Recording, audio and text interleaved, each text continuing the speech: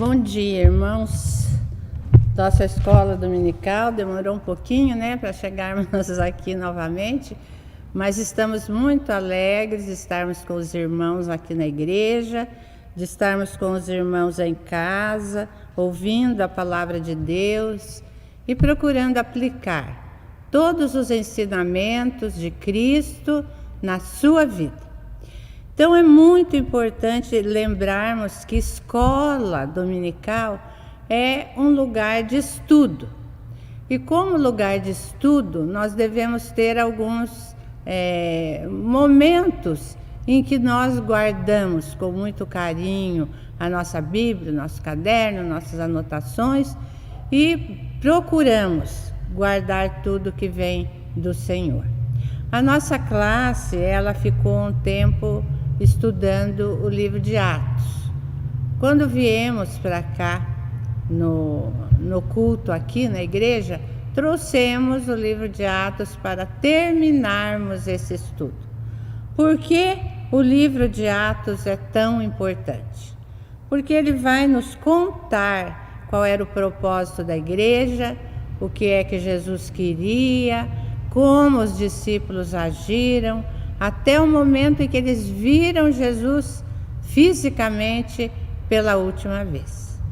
Então, tudo que está no livro de Atos é algo para nós fazermos, para nós ensinarmos no nosso lar, na nossa família, na nossa vida, para agradarmos ao Senhor Jesus. Os propósitos do livro de Atos, eles são muito coerentes com aquilo que o Senhor Jesus falou para nós. Por isso vamos lembrar um pouquinho, porque como é a última aula, a escola é sempre o lugar onde o professor traz o ensinamento, Busca lembrar os alunos o que eles já aprenderam e o que eles têm que aprender sozinhos. Então, no livro de Atos, nós vamos encontrar os seguintes propósitos, Nós sabemos que o livro de Atos faz parte da dupla de livros bíblicos, o livro de Lucas e o livro de Atos. Lucas contando o que Jesus fez e Atos contando o que os discípulos fizeram para chegar até nós. Então, no livro de Atos nós vamos encontrar os seguintes propósitos. Vamos ver lá.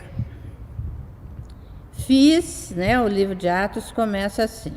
Fiz o primeiro tratado, ó Teófilo, acerca de tudo que Jesus começou não só a fazer, mas a ensinar.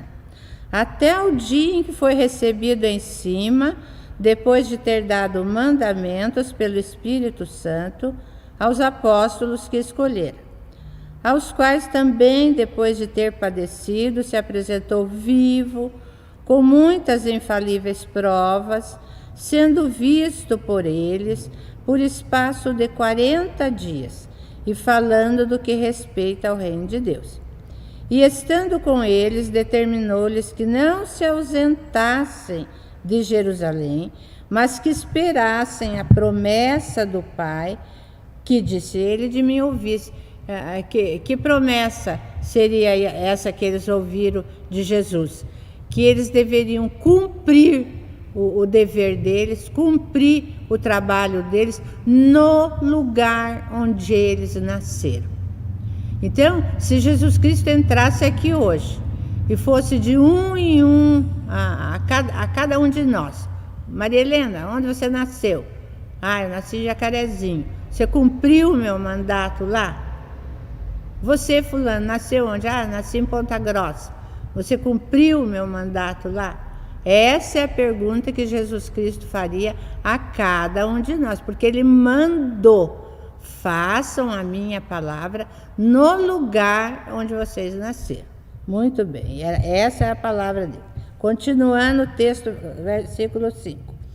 Porque, na verdade, João batizou com água, mas vós sereis batizados com Espírito Santo não muito depois desses dias. Aqueles, pois, que se haviam reunido, perguntaram-lhe, dizendo: Senhor, restaurarás tu neste tempo o reino a Israel? Nós estamos fazendo essa pergunta também nas nossas orações, né? É agora, Senhor, já estamos vendo, né? Há 1 ano a transformação no mundo, o Senhor vai voltar já? Esse é o que o nosso coração pergunta a Cristo todos os dias. Mas Jesus não respondeu para eles e não vai responder para nós. E disse-lhes: não vos pertence saber os tempos ou as estações que o Pai estabeleceu pelo seu próprio poder, mas recebereis a virtude do Espírito Santo que há de vir sobre vós, e ser-me-eis testemunhas, tanto em Jerusalém, como em toda a Judéia e Samaria, e até os confins da terra. E quando dizia isto, vendo-o eles, foi elevado às alturas, e uma nuvem o recebeu, ocultando-o a seus olhos. E estando com os olhos fitos no céu, enquanto ele subia, eis que junto dele se puseram 2 varões, vestidos de branco, os quais lhes disseram: varões galileus, por que estáis olhando para o céu? Esse Jesus que dentre vós foi recebido em cima no céu, há de vir assim como para o céu o vistes ir. Então voltaram para Jerusalém, do monte chamado das Oliveiras, o qual está perto de Jerusalém, à distância do caminho de um sábado. E entrando, subiram ao cenáculo onde habitavam Pedro e Tiago, João e André, Filipe e Tomé, Bartolomeu e Mateus, filho de Tiago, Simão o zelador, Judas e Tiago. Todos estes perseveravam unanimemente em oração e súplica com as mulheres, Maria, mãe de Jesus, e com os seus irmãos. Esse é um momento muito importante na vida daqueles discípulos, porque eles receberam mais uma vez a ordem de Cristo. Vocês têm que pregar o meu evangelho, seja aqui em Jerusalém, onde vocês se criaram, né, espiritualmente, seja em Samaria, onde eu passei lá, falei com a mulher samaritana, seja na Judéia, que comporta toda essa região, e chega nos confins da terra. Os confins da terra aqui para Cristo foi o lugar onde aquela pessoa recebeu a salvação, ele e a sua família. Então, para Cristo, a primeira coisa que os discípulos tinham que fazer era levar a mensagem de Jesus Cristo, de salvação, de graça para todos os povos. Sabe que mudou a ordem de Cristo? Sabe que Cristo modificou alguma coisa nessa ordem para a nossa igreja? Não. A ordem dele é a mesma. E ele vai repetir essa ordem lá no livro do Apocalipse, que nós estamos vendo com o irmão Dr. Rogério, onde ele repete a mesma ordem: vão pregar a minha palavra. Eu só volto depois que o meu plano tiver se cumprido. Então, todos aqui vão fazer aquilo que Jesus determinou. Ali, naquele momento, eles vão passar por muita coisa, né? Vão passar por perseguições, prisões, culpas. Tudo aquilo ali vai acontecer na vida dos discípulos até que eles tenham pregado o evangelho naquele lugar. Então, o livro de Atos, ele é uma obra de literatura. Mandada para quem? Para Teófilo. Uma pessoa que era culta, inteligente, queria saber mais a respeito de Jesus e assim por diante. Então, Paulo escreve essa carta para ele. E dentro desta carta, nós retiramos o livro de Atos, né? Então, é uma obra de literatura, para audiência culta com conhecimento, para receber a história sagrada. O livro é a segunda parte de uma obra em 2 volumes, Lucas e Atos, como nós já falamos. A história dos começos do cristianismo, o que Jesus começou a fazer e ensinar nos dias que ele viveu aqui. E tudo que Jesus continuou a fazer e ensinar durante o livro de Atos, né? Então, Lucas, Atos, esses dois livros, pode ser considerado uma obra evangelística que proclama aos seus leitores a salvação. Então, essa é para eles e é para nós também, né? Um fator principal em Atos é que demonstra que, como o Evangelho tinha em mira os gentios, que somos nós e não apenas os judeus, ele vai arrebanhar o seu povo para pregar para os gentios. Já que o Evangelho deu os fatos acerca do ministério de Jesus, Atos demonstrou como a pregação de Jesus como Cristo confirmou e corroborou os fatos registrados no Evangelho. Então, quando foram repregadas aquilo que Jesus havia feito, o Espírito Santo tornou eficaz aquela palavra e fez com que os ouvintes entrassem na experiência da salvação. Então, essa Cristo fez e os apóstolos refizeram aquilo que Jesus havia mandado fazer. Muito bem. Agora, nós vamos ver aqui no livro de Atos mesmo, o que aconteceu com a última viagem de Paulo. O que aconteceu com Paulo, né? Paulo tinha ficado lá, esperando o momento de ir para Roma, né? Que era o sonho dele, era ir para Roma. Então, Paulo ficou ali na Judéia, Samaria, em Jerusalém e em muitos outros lugares, até que esse momento chegasse. Ele já tinha passado por todas as cidades, pregado já com seus amigos, colegas, discípulos e tudo mais, e agora aguardava, né, que o Senhor o mandasse para esses lugares. Capítulo 27. Vamos ver o que acontece na vida de Paulo. E como se determinou que havíamos de navegar para a Itália, entregaram Paulo e alguns presos a um centurião por nome Júlio, da corte augusta.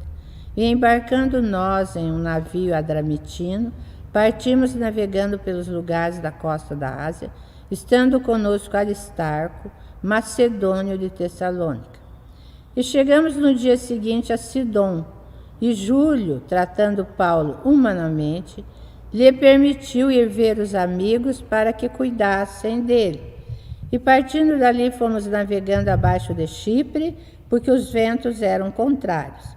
E tendo atravessado o mar ao longo da Sicília e Panfilha, chegamos a Mitra, na Lícia. E achando ali o centurião, um navio de Alexandria que navegava para a Itália, nos fez embarcar nele. E como por muitos dias navegássemos vagarosamente, havendo chegado apenas defronte de Cnido, não nos permitindo o vento ir mais adiante, navegamos abaixo de Creta, junto de Salmone, e costeando-a dificilmente, chegamos a um lugar chamado Bons Portos, perto do qual estava a cidade de Lazéia. E passado muito tempo, e sendo já perigosa a navegação, pois também o jejum já tinha passado, Paulo os admoestava, dizendo: varões, vejo que a navegação há de ser incômoda e com muito dano, não só para o navio e carga, mas também para as nossas vidas. Mas o centurião cria mais no piloto e no mestre do que naquilo que dizia Paulo. Então, havia uma direção dentro daquele navio. E quem dirigia aquilo dali era, então, essa pessoa que Paulo, né, não tinha, assim, muita afinidade, né? Mas essa pessoa cuidava dos presos, cuidava de Paulo, claro, e atendia também a navegação. O lugar ali é um lugar muito difícil de navegar. De um porto a outro, a distância é grande, as pessoas levam muito tempo para perceberem o risco que estão correndo. É um lugar gelado, muito gelado, com muitos ventos, e quando começa a entrar o inverno aqui, as coisas todas ficam muito difíceis. Então o navio era um navio daqueles antigos, não tinha suporte para isso, então era um navio que ia, voltava, e não chegava no lugar que ele pretendia ir. Então Paulo vai fazer uma advertência para aqueles homens que estavam ali no navio. O jejum nosso já terminou. Nós temos que nos alimentar, temos que nos fortalecer para conseguirmos chegar no lugar onde nós vamos. Então, o que Paulo fez, né? Paulo fez o pão lá, né? Porque a alimentação no navio não era lá essas coisas, e chamou todo mundo para comer daquele pão. Por quê? Porque se eles tivessem que pular no mar, nadar, procurar uma terra para viver e assim por diante, eles teriam forças para resolver aquilo. Então, a mão de Deus, ela interfere na nossa vida. Nossa vida é todinha guiada pelo Senhor. Às vezes temos coisas que nós não damos muito juízo daquilo, mas Deus transforma aquilo em uma bênção. Então, aquele momento de Paulo, ele estava no navio, se não me engano, 276 pessoas. Então, o que ele fazia ali? A ordem de Jesus era: onde você for, você vai pregar a minha palavra. E Paulo estava pregando a palavra de Deus para eles, mostrando que o navio ia desaparecer, mas Deus cuidaria de cada um deles. Esse era o propósito de Paulo. Então, hoje na nossa vida, também nós devemos fazer a mesma coisa. Devemos pregar, falar, mostrar e assim por diante, e nada do que nós fizermos vai ser diferente do que Deus planejou. Por isso é importante nós falarmos de Cristo, da salvação, de tudo aquilo que aprendemos a respeito do reino de Deus. Comungar isso com as pessoas, levar a esperança para essas pessoas. Mas, continuando o texto, como aquele porto não era cômodo para invernar, né? Não tinha lugar certo para o navio passar, né? Então, o que eles fizeram? Os mais deles foram de parecer que se partisse dali para ver se podiam chegar a Fênix, que é um porto de Creta, que olha para a banda do vento da África e do Curo, e invernar ali. E soprando o sul brandamente, lhes pareceu já o que desejavam. E fazendo-se de vela, foram de muito perto, costeando Creta. Mas não muito depois deu nela, ali naquele lugar, né, um pé de vento chamado Euro-Aquilão. E sendo o navio arrebatado, e não podendo navegar contra o vento, dando de mão a tudo, nos deixamos ir à toa. O navio foi sozinho, né? Não tinha condição de ser balanceado lá e tudo. Então eles deixaram que o navio fosse. E levado este para cima, usaram de todos os meios, cingindo o navio, e temendo darem a costa na Sirte, amainadas as velas, assim foram à toa. E andando nós agitados por uma veemente tempestade, no dia seguinte aliviaram o navio. E ao terceiro dia, nós mesmos, com as nossas próprias mãos, lançamos ao mar a armação do navio. E não aparecendo, havia já muitos dias, nem sol, nem estrela, nem nada, e caindo sobre nós uma não pequena tempestade, fugiu-nos toda a esperança de nos salvarmos. E havendo já muito que se não comia, então Paulo, pondo-se em pé no meio deles, disse: fora, na verdade, razoável ao varões, ter-me ouvido a mim não partir de Creta, e assim evitariam este incômodo. Por quê? Porque lá atrás Paulo havia falado para eles que não teria lugar para eles colocarem um navio naquelas condições de frio, de inverno, de tudo que era coisa. Eles não ouviram o que Paulo falou, colocaram o navio no mar para ver se chegavam ao lugar onde eles entregariam os sacos de trigo, porque o trigo era uma coisa preciosa naquela época. Então, eles fizeram isso. Mas agora vos admoesto a que tenhais bom ânimo, porque não se perderá a vida de nenhum de vós, mas somente o navio. Porque esta mesma noite o anjo de Deus, de quem sou, né, ele vai se colocar aqui como um servo do Senhor.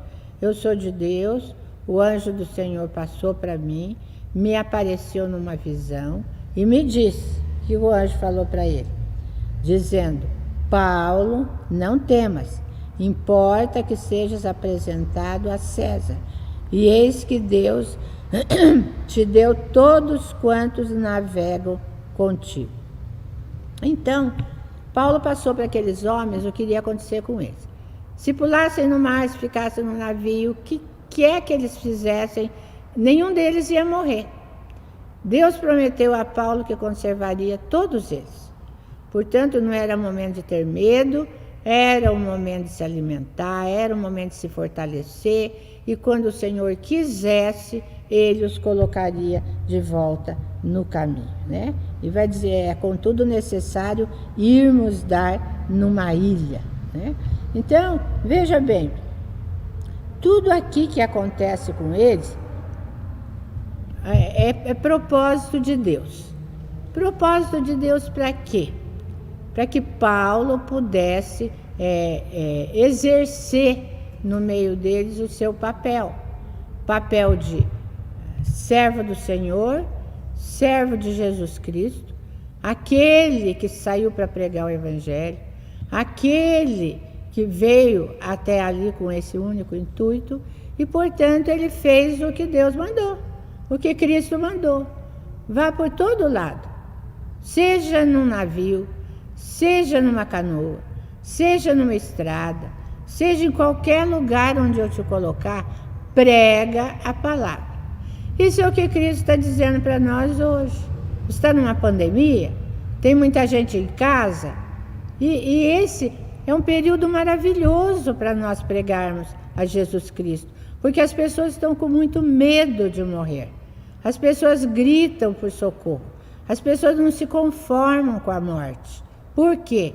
Porque não tem Cristo.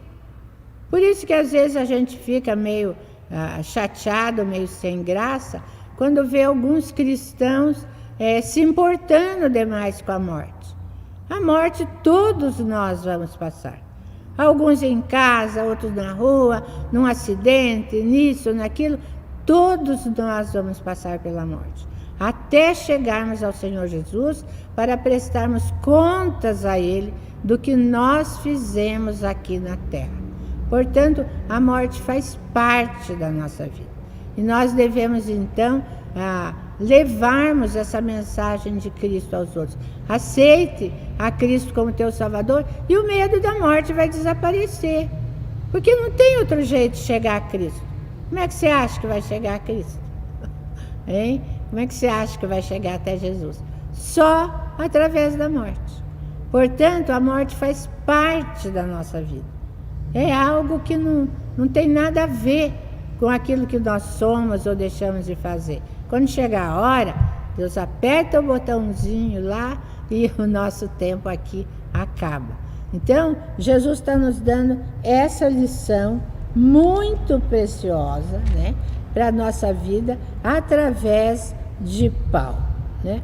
Muito bem. Aqui na página seguinte, nós vamos ver Paulo descendo ao mar, junto com os outros que já tinham pulado, porque o mestre deles disse que podia pular, quem soubesse nadar, quem pudesse agarrar alguma coisa, liberou todo mundo. Por que o outro liberou todo mundo?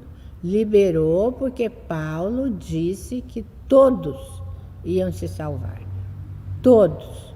Então ele liberou os homens para que procurassem a salvação, né? Então, versículo 43. Mas o centurião, querendo salvar a Paulo, lhes estorvou esse intento e mandou que os que pudessem nadar se lançassem primeiro ao mar e se salvassem em terra, e os demais, uns em tábuas, outros em coisas do navio, e assim aconteceu que todos chegaram à terra salvos. Portanto, aquilo que Paulo havia falado, vocês vão se salvar, Deus está comigo, Deus vai nos libertar, Deus vai nos levar para uma ilha, e de lá eu vou seguir para Roma. Paulo não sabia nem como ele iria chegar a Roma, mas ele sabia que ele ia a Roma, porque Deus prometeu, tirando ele do lugar onde ele estava, que ele chegaria a Roma.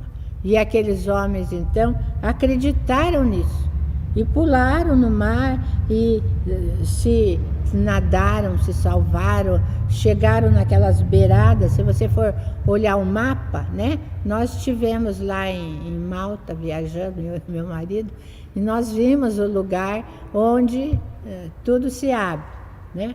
Tudo se abre e o navio ficou ali aberto, e eles na água procurando se salvar. Então, a verdade disso é que Deus sabia que naquele momento todos se salvariam, todos chegariam à ilha. Mas a mão de Deus foi muito importante em Paulo. Paulo não foi, Paulo ficou ali, né? E Paulo vai procurar mais alguma coisa para comer, né? Então, Paulo acha, né, os alimentos, o trigo, as coisas, faz pão de novo, faz o que ele tinha que fazer, revigora as forças dele, revigora as outras coisas. Então, era um tempo necessário para o agir de Paulo, né? Então, no momento que ele junta as coisas para fazer uma fogueira, para esquentar o polvo e tudo mais, ele dá com a mão numa cobra, e a cobra agarra na mão dele, né? Tem muita gente que diz que aquela região não tem cobra peçonhenta, mas aquela região tem sim muita cobra peçonhenta. Só depois, com o passar do tempo, com as coisas mudando e tudo mais, é que Paulo, então, essas histórias começaram a ter algum sinal. Mas Paulo pegou sim, a cobra mordeu a mão dele, todo mundo ficou esperando ele cair morto, ele não caiu morto. Por que ele não caiu morto?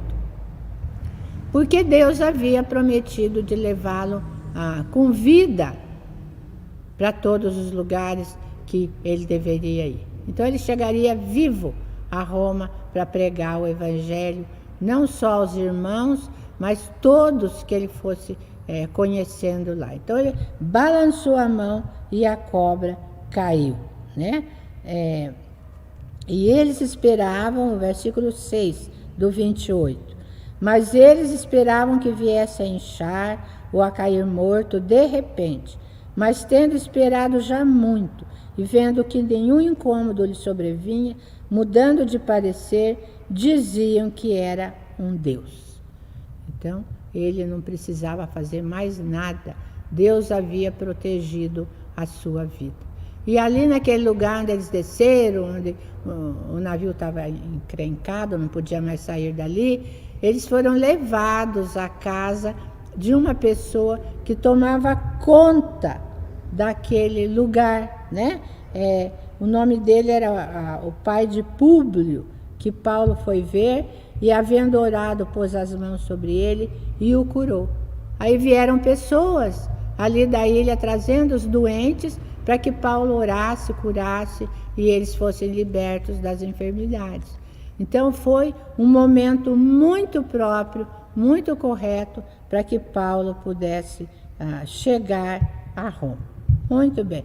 Quanto tempo Paulo ficou ali, né? Ficou cerca de 3 meses, né? Dali eles foram para Siracusa, e depois de Siracusa, num outro navio, ele partiu direto para Roma, né? Então, quando chegou em Roma, ele vai aprender, não é? Que ele estava naquela cidade tão grande, naquela cidade tão poderosa, que Deus o havia mandado lá para pregar a sua palavra. No começo ele nem sabia muito bem disso, né? Mas tão logo começou a pregar, a casa que ele ficou era uma casa que ele tinha alugado, e portanto o povo vinha, tudo ali, trazendo seus doentes, trazendo as pessoas que precisavam de conforto, de ajuda, e Paulo ia ajudando a cada um deles. Então Paulo foi fazendo a obra do Senhor ali em Roma, né? Até que, né, termina o livro de Atos, né, com todo aquele povo escutando a palavra, e Paulo então pregando o reino de Deus e ensinando com toda a liberdade as coisas pertencentes ao Senhor Jesus Cristo, sem impedimento algum. Então Paulo fez a sua obra, fez aquilo que Deus esperava dele, né? Paulo obedeceu ao Senhor, obedeceu a sua ordem, obedeceu o que o Senhor mandava. Ele fez. E nós? Né? Nós temos feito? Às vezes ficamos em casa um tempão. Sabemos que no nosso prédio, na nossa vizinhança, em todo lugar, tem muita gente que não conhece a Cristo. Tem muita gente do desespero, fugindo da morte, fazendo tudo que é tipo de bobagem. Será que isso faz diferença para nós? Será que isso chama a nossa atenção para o que Jesus falou? Quando vocês tiverem um tempo, preguem a minha palavra, preguem aquilo que eu mandei, obedeçam o meu mandato. Por quê? Porque quando eu me encontrar com vocês de novo, eu vou perguntar: você ficou quanto tempo em Curitiba, lá, de luto, sem fazer nada, obedecendo aquilo que a autoridade local falava e tudo mais? No que você aproveitou isso? Em que você transformou isso no tempo que o Senhor mandou para você fazer? Você falou de Jesus? Você falou do meu reino? Você pregou aquilo que eu tenho colocado na palavra? Então, essa pergunta Jesus vai nos fazer, sim, tá? Porque a viagem final do livro de Atos, Paulo vai fazer por estrada. O ponto maior da viagem dele, próximo ali de Roma, uma viagem de terra de Puteoli a Roma. Tinha uma estrada e Paulo foi por essa estrada. Então ele fez o que o Senhor mandou, fez tudo direitinho. Por isso que quando ele chegou na vida eterna, ele ouviu do Senhor Jesus as palavras tão bonitas, né? Entra, meu servo, você me obedeceu, você fez tudo o que eu pedi e, portanto, você está no meu caminho direito. Então, aquilo que Jesus pediu para nós, nós devemos fazer. Devemos olhar para as coisas, devemos olhar para aquilo que Jesus mostra, devemos olhar para as pessoas e proclamarmos a palavra de Deus. Tem muito banco vazio aqui na nossa igreja, muito banco vazio. Muita gente, não só os irmãos que não podem vir, mas também aqueles que nós deixamos de evangelizar e por isso eles não estão vindo. Às vezes eu penso assim, mas eu já evangelizei na minha casa. Eu faço grupo de oração da minha casa. Muitas pessoas vêm aqui para ler a Bíblia e aprender sobre Jesus, sobre Deus, sobre o Espírito Santo. Mas será que nós temos falado tudo que Jesus mandou? Será que nós temos obedecido à voz do Senhor? Quando Jesus perguntar para mim o que eu fiz na minha cidade, eu vou ter que contar toda a verdade. E quando ele perguntar aí na cidade onde eu coloquei, o que você fez? Também eu vou ter que contar. E para Jesus não tem mentira, não tem enganação, não tem nada. Ele sabe hoje, vai saber amanhã, vai saber depois de amanhã e no momento que nós estivermos diante dele. Por isso, é muito importante que cada um de nós leve essa pandemia como uma forma que Deus está nos dando. Você não tem trabalhado demais? Você não tem feito a minha obra? Você não tem usado esse tempo para pregar o Evangelho? Seja por telefone, por cartãozinho, por bilhetinho e assim por diante? Ele vai perguntar assim. E nós vamos dizer o quê? Por isso é tão importante estudarmos o livro de Atos, aprendermos o que Paulo fez, estudarmos como ele conseguiu fazer a vontade de Cristo e usarmos isso na nossa vida. Que Deus possa nos abençoar, que nós tenhamos um período de grande oferta, de grande luta para fazermos a vontade de Deus enquanto Ele nos mandar. Vai chegar o dia que Ele vai dizer: ô Maria Helena, está na hora, volta para cá. E com pandemia ou sem pandemia, desse jeito ou daquele, eu vou ter que subir para a presença dele. E aí as perguntas virão para cada um de nós. Por isso é tão importante que esta igreja, a igreja da Silva Jardim, possa estar de pé diante do Senhor Jesus. Cada irmão daqui dando seu relatório. O que foi que você fez em prol do meu reino? Você não fez nada? Então aqui não é o seu lugar. Você fez alguma coisa? Conta o que você fez. Então, a nossa linguagem com Cristo é uma linguagem reta, pura, sem enganação, obedecendo a Ele em tudo o que Ele faz. Vamos orar em casa pelo nosso pastor, pelas lideranças da igreja e por todos aqueles que precisam de ajuda nesse momento tão difícil. Vamos orar? Senhor nosso Deus, nosso Pai amado, nós te louvamos, ó Deus, por tudo que o Senhor tem feito nas nossas vidas. Obrigada pelo teu cuidado, pelo teu amor, pelo teu carinho, que nós possamos, ó Pai, termos um relatório bem completo para entregarmos ao Senhor Jesus quando formos chamados à tua casa. Entregamos em tuas mãos a vida do nosso pastor, da sua família, da liderança da igreja, dos meninos do louvor, ó Pai, e todos aqueles que aqui têm desenvolvido a tua palavra. É o nosso clamor, é a nossa oração, em nome do Senhor Jesus, nosso amado Salvador. Amém, Senhor.